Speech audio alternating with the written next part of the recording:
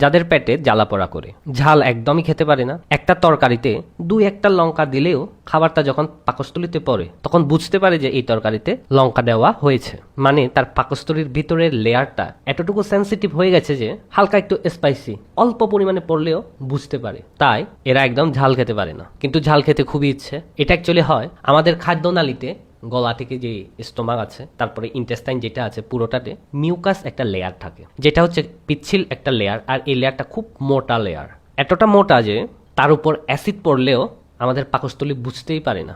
এই পিচ্ছিল পদার্থটা আমাদের পাকস্থলীর লাইনিং, ইন্টেস্টাইনের লাইনিংগুলোকে অ্যাসিড থেকে রক্ষা করে, অতিরিক্ত ঝাল স্পাইসি খাবার থেকে রক্ষা করে। যাদের এই মিউকাস বা পিচ্ছিল লেয়ারটা কোনো না কোনো কারণে মোটা থেকে একদম পাতলা হয়ে গেছে, খুবই পাতলা, সেটা বিভিন্ন কারণে হতে পারে। অতিরিক্ত মদ খাওয়ার কারণে হতে পারে, অতিরিক্ত ফাস্টফুড, জাঙ্ক ফুড, ঝাল স্পাইসি জিনিস খাওয়ার কারণে হতে পারে, শরীরের জেনেটিক্সের উপর নির্ভর করে বিভিন্ন কারণে হতে পারে।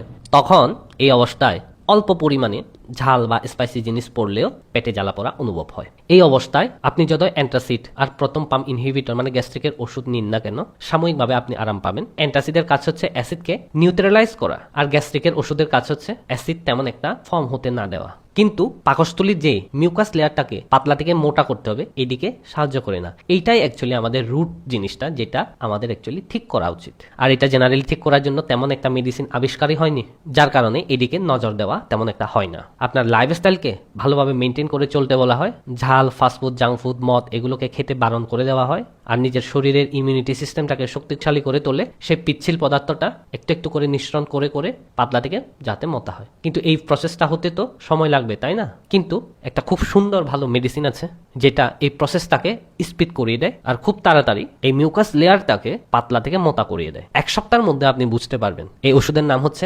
গ্লাইকেরিজা গ্লাবরা কিউ পাওয়ার। দিন 3 বার খালি পেটে মাত্রায় 10 থেকে 15 ফোঁটা 4 ভাগের 1 ভাগ কাপের পানিতে মিক্স করে খেতে হবে। তবে আপনার শরীরে আরো অন্য কোনো রোগ আছে কিনা, আর সেই রোগগুলোর কারণে যদি বর্তমানে কোনো ওষুধ চলছে, তাহলে এই ওষুধটা আপনি ডাক্তারের পরামর্শে খেতে হবে। যদি আপনার শরীরে কোনো রোগ নেই, শুধুমাত্র এই পেটের সমস্যাটা, তাহলে এই ওষুধটা আপনি খেতে পারেন 1 মাস পর্যন্ত। 1 মাসের মধ্যে আপনার মনে হবে আপনি যেন ফুল সুস্থ হয়ে গেছেন, আগের মতোই আপনি ঝাল খাচ্ছেন। কিন্তু আগের মতো ঝাল খেতে পারলেও মিডিয়াম পরিমাণে খাবেন, আর অতিরিক্ত বেচলাচল চলবেন না, না হলে আবার সেই